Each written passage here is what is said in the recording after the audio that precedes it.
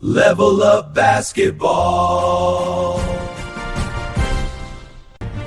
Level Up Basketball avec Frizy Couillot, Silvio Matteus et Vin Zamora. Bienvenue sur Level Up Basketball. Aujourd'hui, on va parler d'un sujet, je pense, qui va intéresser plus d'un. Les Boston Celtics. Est-ce que cette équipe-là, c'est la surprise de la saison? Alors, juste pour un petit récap, les Celtics, mi-saison, ils perdent Jrue Holiday, Horford, et il y a Tatum qui se blesse pendant les playoffs. Dites-moi ce que vous en pensez, les gars. Aujourd'hui, leur bilan, c'est quoi? C'est 22 victoires, 12 défaites, et ils sont troisième à l'Est. Est-ce que pour vous, c'est une belle surprise, ou alors, ce qui se passe là, c'est tout à fait logique? Je te laisse commencer. Donne-moi ton avis. Alors, pour moi, c'est une surprise, oui et non. Avant le début de saison, j'entendais que tout le monde les voyait catastrophiques. Je me disais que ça allait pas forcément être le cas, même avec la perte de leur franchise player, parce que pour moi, ils ont un deuxième franchise player qui est Jaylen Brown. Ils ont un super coach qui est Joe Mazzulla. Ils ont un super GM. Ils ont un bon lieutenant qui est Derrick White, que toutes les franchises rêveraient d'avoir. Et puis des joueurs qui continuent à se développer comme Pritchard, Keita, l'arrivée de Simons qui a pris du temps, mais aujourd'hui en sortie de banc, je trouve qu'il apporte beaucoup. Et puis l'autre chose qu'il faut prendre en compte, c'est que l'Est, il y a très peu d'équipes qui sont performantes. Enfin, c'est ce qu'on prévoyait avant ce début de saison. Et je me suis dit que ça allait pas être aussi catastrophique que ça. Ok. Frizy? Alors moi, par exemple, je suis pile l'exemple que Vincent a pris parmi les gens qui les voyaient catastrophiques. Moi, peut-être pas catastrophiques, mais je les voyais border playing, genre pas du tout au playing, enfin pas au playing, mais pas loin. Je pensais que Jaylen Brown n'était pas forcément taillé pour être un franchise player. Son début de saison aujourd'hui me fait mentir. Franchement, il est exceptionnel. On a vu, il y a rien que le week-end dernier, il plante 50 points. Enfin, il est sensationnel et il porte cette équipe des Celtics. Il est bien entouré. Ils ont fait un recrutement super intelligent, je trouve, en gardant des bonnes bases quand même, avec Derrick White, Pritchard qui a un rôle forcément beaucoup plus important et des responsabilités plus importantes que les saisons précédentes. Et ouais, dans la suite logique, comme a dit Vincent, c'est une franchise qui travaille bien, qui bosse bien et qui aujourd'hui ils ont le meilleur. Là, je regarde, ils ont la meilleure dynamique avec les Bulls et avec les Spurs. 7 victoires, 3 défaites sur les 10 derniers matchs. Donc non, c'est franchement super intéressant ce qu'ils font. À voir si ça tient. À voir si aussi c'est une équipe qui pourra faire du dégât lors des playoffs. Ouais. Là, sincèrement, pareil, moi, je dirais pas trop que c'est une surprise parce que pour prendre un peu ce que tu as dit, Vincent, c'est quand même une équipe qui nous a fait une organisation carrément, je vais utiliser ça comme terme, une organisation qui nous a habitués à être tout le temps en playoff chaque année. C'est vrai qu'on pouvait se poser des questions, surtout avec la blessure de Tatum, parce que clairement il portait cette équipe-là. Mais au final, c'est une très grosse organisation. Quand tu regardes l'effectif, moi je le trouve très équilibré. Si je prends je vais prendre quelques stats. Par exemple, on a Brown, 34 minutes, 30 points.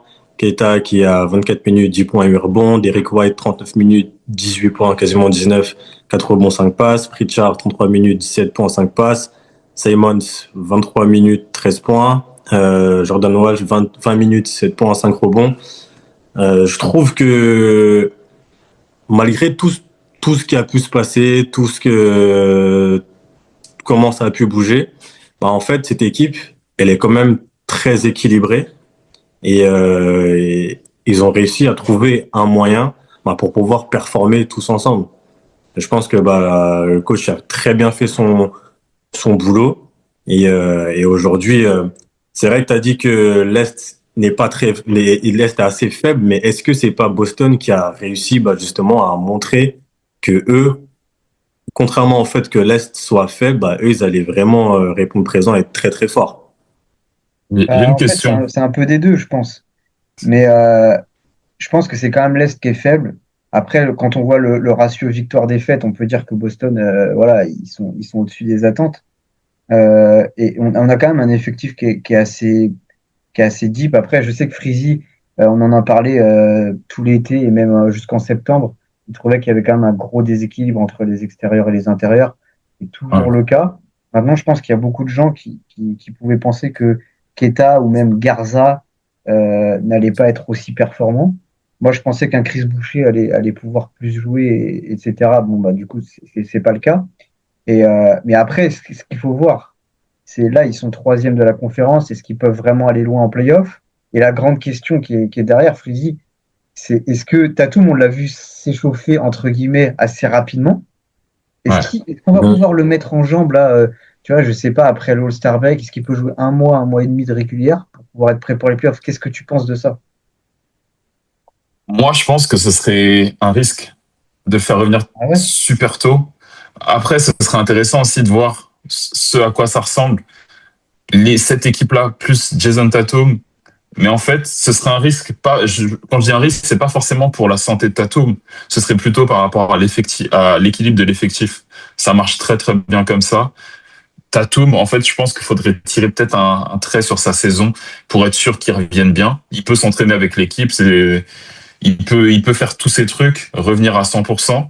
Après, on sait très bien, c'est les joueurs qui reviennent souvent de longues blessures. Ils ont besoin d'un temps d'adaptation derrière. Ils reviennent jamais fort directement. On a vu par rapport à Paul George à l'époque où il se blesse. Euh, Quand il revient aux Pacers, c'est pas encore Ouais. ça. Il a fallu un an et demi avant qu'on retrouve le vrai Paul George. Moi, j'irai au bout, jusqu'au bout avec cet effectif-là, malgré le déséquilibre qu'il y a, bah, surtout le manque de poste 4, quoi. Pour moi, il manque clairement un poste 4. Nemias Keita, c'est pas un 5 titulaire de NBA, logiquement, mais il fait vraiment l'affaire sur ce début de saison. Et je pense que c'est une des très bonnes satisfactions de la saison. Mais ouais, c'est vrai qu'il y a quand même un gros déséquilibre sur le poste 4. Ça, je sais pas. C'est rare quand même de voir des équipes faire revenir leur franchise player en pleine saison et jouer les playoffs avec, quoi. Ouais, ouais, c'est clair. Je réponds juste à Frizzy rapidement, après je te redonne la main à Silvio. Mais moi, le truc que je peux comprendre, c'est ok, c'est une énorme blessure, donc on veut pas prendre de risques. Mais d'un autre côté, tu vois, des saisons NBA, elles passent vite. Là, on sait très bien que tu passes allez, maximum un tour, je pense, avec cet effectif-là. Est-ce que si tu as Jason Tatum qui arrive à revenir, c'est une hypothèse, hein, mais tu peux réellement peut-être jouer une finale quoi, avec ce mec-là. Je pense que tu peux vraiment aller concurrencer des Knicks. Les Pistons, je suis pas sûr qu'ils soient encore là. Les Cavs, où ils en sont vraiment. Tu vois, je pense qu'il y a vraiment une opportunité. Donc, moi, je trouve Mais à gâcher une quel, saison, Hmm. c'est chaud quand même de se dire on se tire le trait sur une saison et on n'essaie pas de le remettre en place au cours de cette saison, quoi. Non, mais à quel niveau il sera tout de suite? C'est ça le truc. Bah, t'as un test, si tu peux le mettre en mars, avril, même si c'est qu'en avril, tu peux avoir un échantillon de 10-15 Hmm. matchs, tu vois. Ouais. Parce Ah, que je vois ce que tu veux dire. est-ce que justement tu te dirais pas, bah, on sait qu'il revient de blessure, on va pas trop forcer sur lui, mais on est quand même conscient de l'aide qu'il pourrait apporter et du coup ça pourrait être un plus justement pour cette équipe-là pendant les playoffs, de par déjà ses qualités, son talent, mais surtout son expérience. Tu vois, sans Euh, forcément trop tirer dessus, parce que comme tu as dit, il revient quand même d'une très grosse blessure. Revenir d'une grosse blessure comme ça, c'est pas facile, surtout à ce niveau-là. Mais en fait, l'utiliser différemment, juste pour cette fin de saison, sachant que je pense qu'aujourd'hui, bah, l'effectif en vrai, il est très très bien rodé. Je pense que oui, ils vont aller, je pense qu'ils vont aller assez loin quand même dans les playoffs.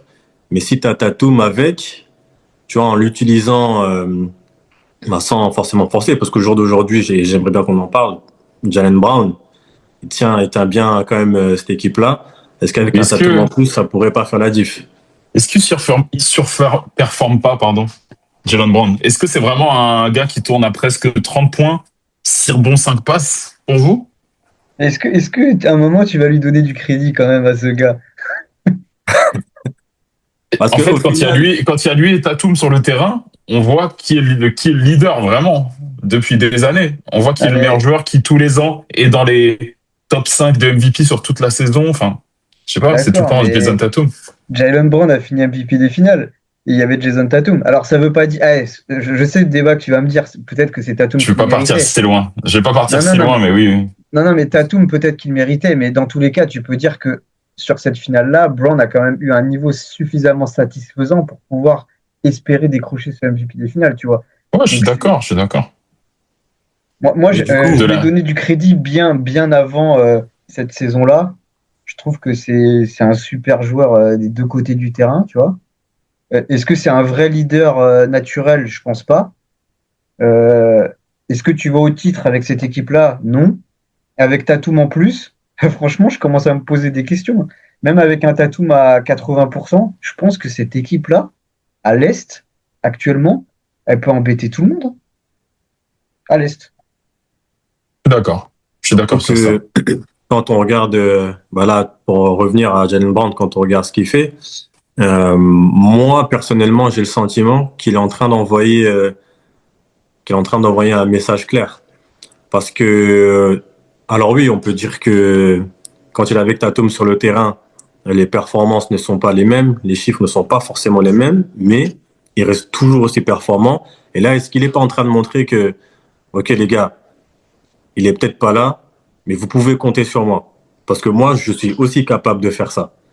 Parce que c'est fort quand même. Parce que justement, je pense que il devait avoir beaucoup d'attentes euh, autour de lui par rapport à ce qui allait se passer sans Tatum, qu'est-ce qu'il allait produire. Et aujourd'hui, moi, j'ai le sentiment qu'il est en train de montrer à tout le monde que Tatum ou pas, bah, je suis là, je vais faire le job. Et s'il est là, bah, tant mieux.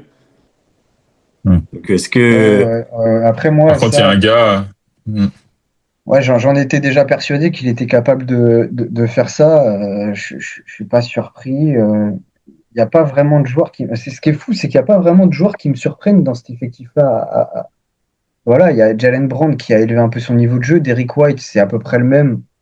Pritchard, Derek oui, White, forcément, mais il y a Derek plus White, de temps de jeu. meilleur passeur, meilleur intercepteur, meilleur contreur des Celtics. Derek White.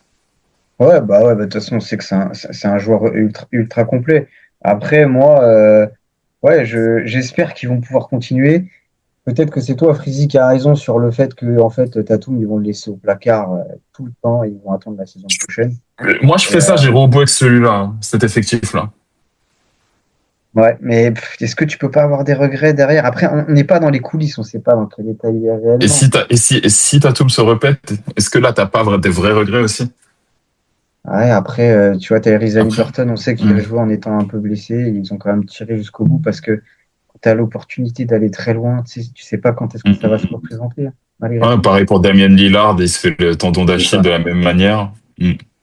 Une C'est saison, ça. ça reste une importance énorme, quoi. Tu travailles pendant toute une année pour arriver le plus loin possible. Et si tu mets pas toutes les chances de ton côté, je trouve ça un peu dommage. Mais encore une fois, ça va dépendre de l'état dans lequel il est au moment de mars-avril avant des playoffs. Toi, Silvio, pour conclure, qu'est-ce que tu en penses? Comment tu penses que ça va se dérouler cette suite de saison avec pour les Celtics, avec ou sans Tatum? Bah, déjà, ce que je pense ce qu'on va attendre de voir déjà, c'est est-ce que ils vont rester dans le top 3, top 4 du coup de cette conférence Est? Est-ce que les résultats vont continuer comme ça? Derrière, en fait, c'est 50-50. Tu le fais reprendre, il est bien physiquement, il est en bonne santé, bah ça passe, c'est nickel. Ou alors c'est un risque que tu prends et il peut se répéter derrière. Moi, franchement, je suis curieux de voir comment ça va se passer. Je pense que ça peut être une arme en plus qu'il pourrait avoir s'il reprenait pour les playoffs.